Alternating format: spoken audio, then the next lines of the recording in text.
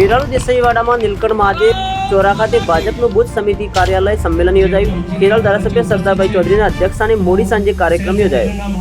મહેસાણા જિલ્લા ભાજપ મંત્રી ચંદ્રકાંતભાઈ, ઉપપ્રમુખ પટેલ સહિત મહામંત્રી ભગાજી ઠાકોર સાથે JF ચૌધરી પણ રહ્યા હાજર।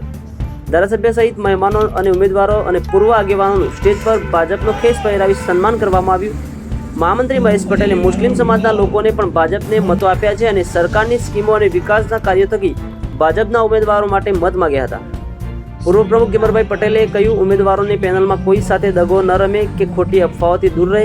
મહામંત્રી ભગાજી ઠાકોરે નવા ઘરના પાણી ફિટિંગમાં એક જ ભાજપના કંપનીના લોકોને લાવજો, બીજી કંપનીનું મટીરિયલ્સ નહીં ચાલે તેવું કહી શિખામણ આપી હતી। ગુજરાત સરકારના પ્રભારી મંત્રી જગદીશ વિશ્વકર્મા મોડી સાંજે ધારાસભ્ય કાર્યાલય ખાતે ઉમેદવારો સાથે મીટિંગ ટિપ્સ આપીને ગયા। સરદારભાઈ ચૌધરીએ ગર્ભિત રીતે પ્રવચનમાં કહ્યું કે કોઈ પણ વોર્ડમાં પેનલમાં કોઈ હારશે તે વોર્ડના સભ્યોને જવાબદારી હોદ્દા નહીં મળે।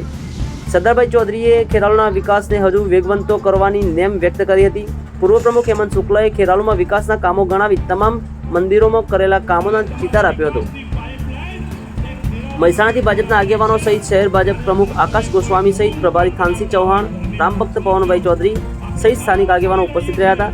નગરપાલિકા પ્રભારી હેમંત શુક્લ સહિત પૂર્વ શહેર ભાજપ પ્રમુખ VD દેસાઈએ સફળ સંચાલન કર્યું હતું।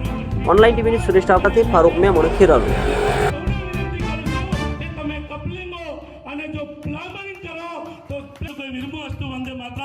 ભારત માતા કી ઉપસ્થિત માન્ય ધારાસભ્ય શ્રી સંભાળવા જઈ રહ્યા છે એવા 24 ઉમેદવાર ભાઈઓ અને બહેનો અને નગરમાંની સમર્થન માટે પધારેલા મોટી સંખ્યામાં સૌ વડીલો, ભાઈઓ, બહેનો અને કાર્યકર્તાઓ, મારે તમને વાત બે જ કરવી છે, વક્તાઓ ઘણા છે। ચૂંટણી લડવા જઈ રહ્યા છો અને ચૂંટણીના ટેકેદારો અફવાઓથી દૂર રહેજો। તમારું નામ નક્કી થયું એટલે 50% તો મત આલવાના છે એવું આ નક્કી થઈ ગયેલું હોય છે। રાતે આ ફૂટી ગયા હોય જતું રહ્યું આવું કશું થવાનું નથી।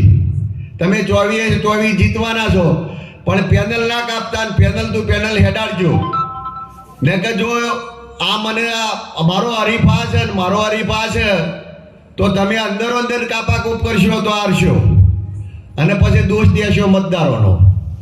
એટલે મહેરબાની કરી અને ટેકેદારો અને ઉમેદવારો આ ખાસ ધ્યાન રાખજો। ચૂંટણી લડવા નીકળ્યા છે એટલે દરિયો તરવા જેવું કહેવાય। એમાં મગર આવે ને પેલો ડોડોરિયો આવે ને બધું આવે, માછલો આવે ને વેલ માછલી આવે ને બધું આવે, એને દૂર કરીને પેલી કોઈ નીકળી છે એનું ચૂંટણી। એટલે આપ મોટી સંખ્યામાં સમર્થન માટે ઉપસ્થિત થયા છો એ બદલ બધાનો આભાર અને મને બોલવાની જે 2 મિનિટ તકાલી અસ્તુ। જય ભારત માતા કી જય। હવે તમારી વિકાસની પાઇપલાઇન એ ખેરાલુ ઊંધી જોડાવાની છે। ત્યારે હું તમે કોઈ નવું મકાન બનાવતા હોય ઘરની વાત સમજજો। આપણે સારામાં સારી રહીએ છીએ અને જો ભૂલે ચૂકે એમાં ભૂલથી બીજી કંપનીની જો કપલિંગ આવી ગઈ હોય ને તો એના ઓટા બરાબર ફિટ ના થાય અને લીકેજ થાય। એટલે આપ સૌને વિનંતી કરું છું કે તમે કપલિંગો અને જો પ્લમ્બિંગ કરો તો કોઈ વિરમો અસ્તુ વંદે માતરમ। ગઈકાલે રિઝલ્ટ આવ્યું, દિલ્હીમાં આમ આદમી પાર્ટીના સુપડા સાફ થઈ ગયા અને ભારતીય જનતા પાર્ટીની બહુમતી મળી। અને તમે કલ્પના નહીં કરો, ત્યાં પણ મુસ્લિમ સમાજના જે વોટ હતા એ 10 વર્ષની અંદર કેજરીવાલે જે એમના વિસ્તારમાં કંઈ કામ નહોતું કર્યું।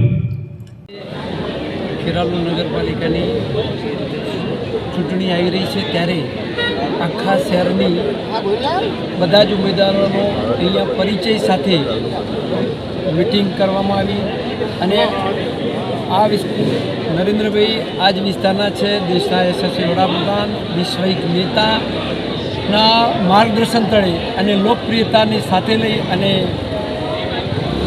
સરસ સારું નેતાગીરીને સાથે લઈને આખા દિલ્હીનું વાતાવરણ આપણે જોયું। સામે કોંગ્રેસ એક પણ સીટ જીતી શકી નથી। એવા જ માહોલ વચ્ચે ખેરાલુમાં પણ અમે વોર્ડ નંબર 2 માં 3 ઉમેદવારો બિનહરીફ કર્યા છે અને આગામી સમયમાં 24 ઉમેદવારો અમે ભારતીય જનતા પાર્ટીના જીતાડીશું. આ પ્રસંગે તમામ ઉમેદવારો, જિલ્લાના મહામંત્રીશ્રીઓ, શહેર સંગઠનના જવાબદાર હોદ્દેદારો સાથે રહી અને સુંદર સભાનું આયોજન કરવામાં આવ્યું. સૌનો આભાર. જ્યારે થઈ રહી છે ત્યારે દેશના વડાપ્રધાન નરેન્દ્રભાઈ મોદી આ વિસ્તારના પનોતા પુત્ર છે અને આખો દેશ અને ગુજરાતની સૌ જનતા, દરેક કુમની જનતા એ ભારતીય જનતા પાર્ટી અને નરેન્દ્રભાઈના વિકાસની સાથે છે. અને આવનારા દિવસોમાં ખેરાલુ નગરપાલિકાની તમામ સીટો ઉપર ભારતીય જનતા પાર્ટીનો વિજય થવાનો છે અને એ ચોક્કસપણે થવાનો છે. નરેન્દ્રભાઈના સાથે સૌ લોકો જોડાઈ અને એ વિજય બનાવવાના છે. બસ.